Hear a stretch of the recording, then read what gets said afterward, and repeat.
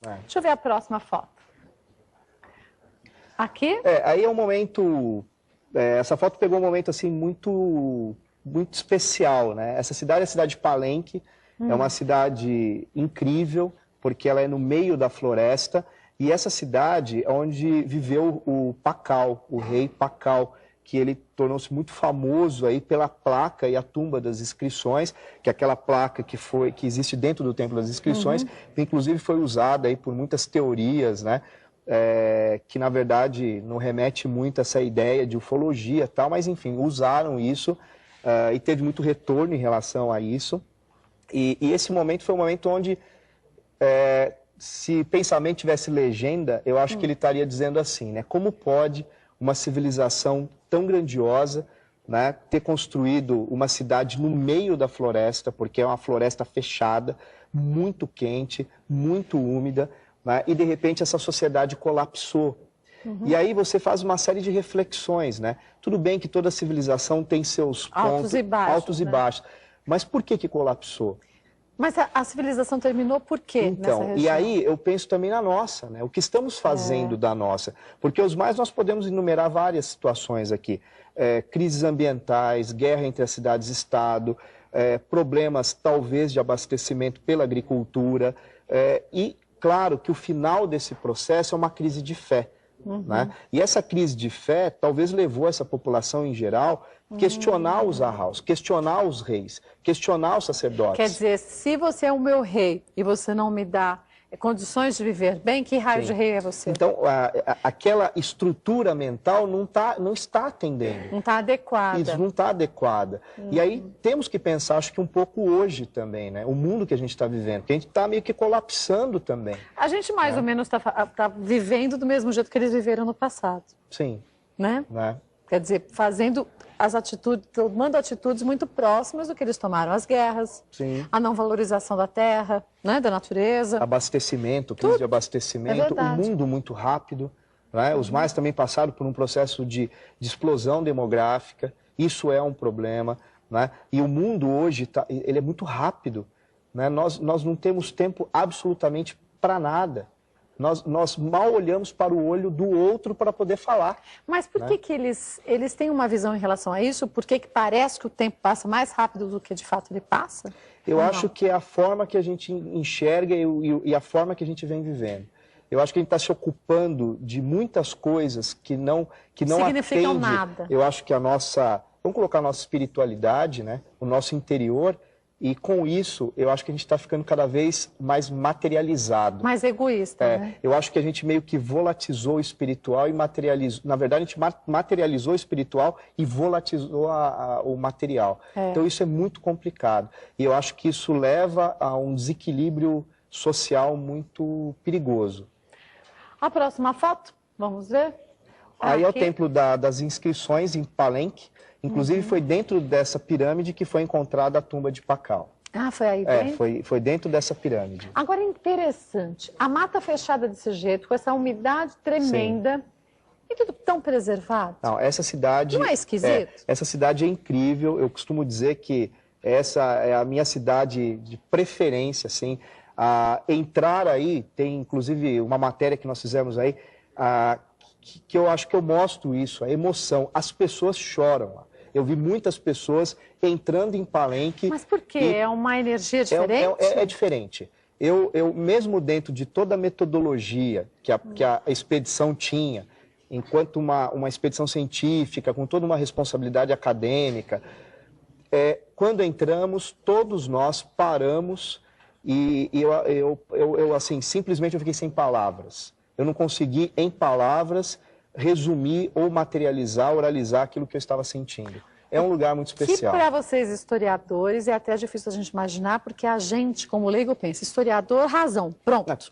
Porque a gente lida com documento. Com documento, ou é ou não é. Não, eu sinto eu não posso achar. Eu não posso achar. Eu não sinto que nada, ou é ou não é. Sim. E se vocês, assim, estão, não digo céticos, mas estão dentro da ciência e da comprovação, vocês sentiram isso? Sim. Quer dizer, isso prova o quanto que, de fato, há alguma coisa diferente nessas regiões. Não, né? É impressionante.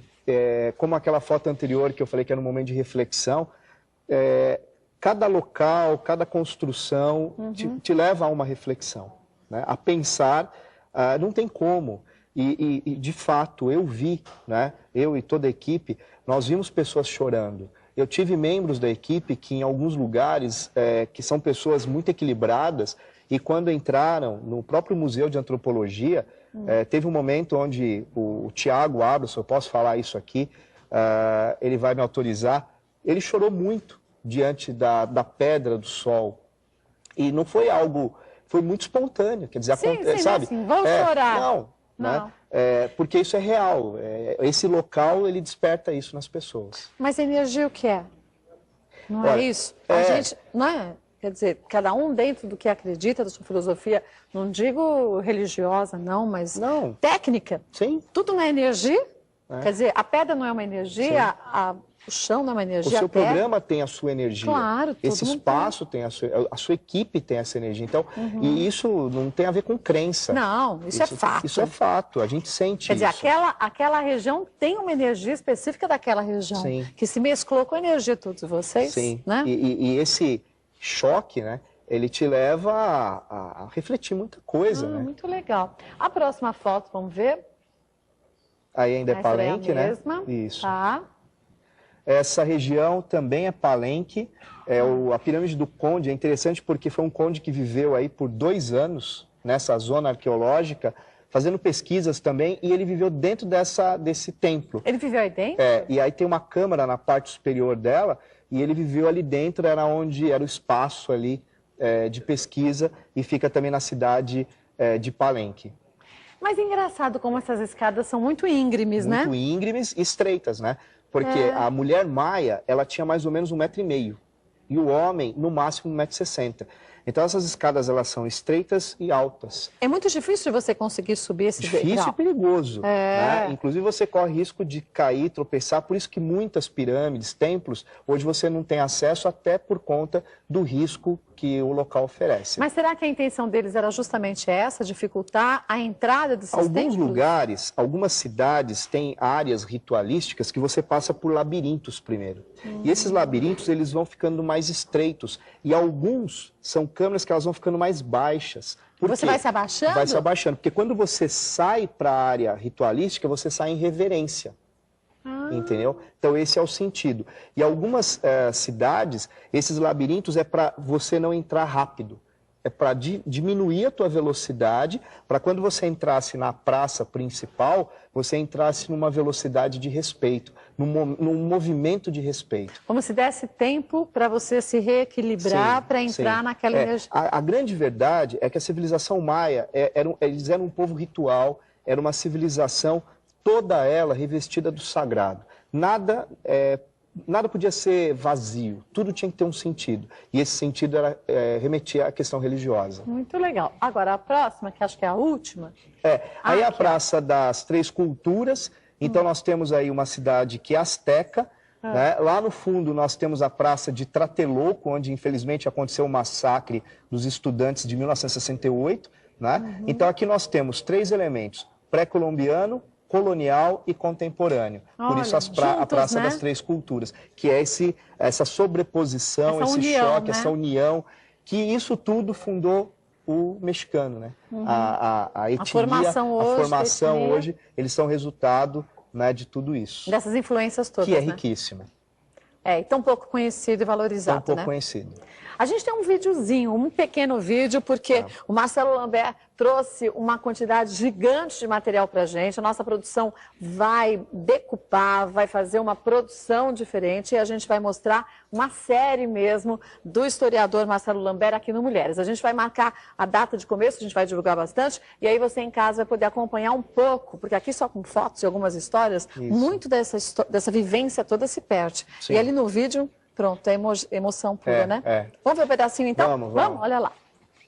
Depois de séculos de mistérios e segredos, um grupo multidisciplinar de profissionais tenta desvendar as chaves que abrirão a compreensão dos grandes segredos da esplêndida civilização maia. O grupo terá como objetivo principal levantar as causas do colapso desta civilização, bem como um profundo estudo sobre o calendário maia e o final do seu ciclo em 2012.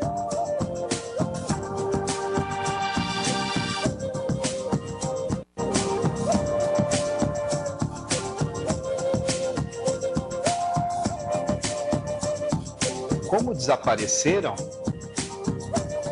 Crises ambientais? Guerras? Disputas políticas? Ou uma questão de fé?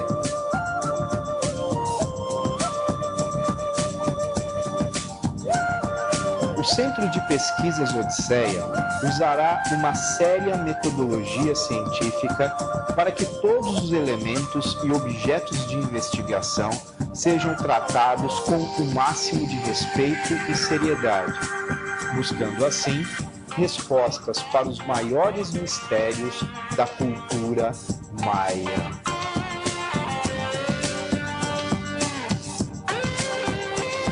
O nosso projeto produzirá documentos fotográficos, visuais, multimídia, diários web e etc.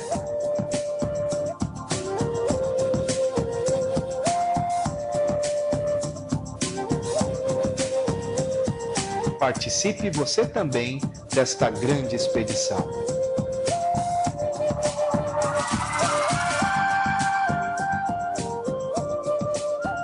Olha, que lindo!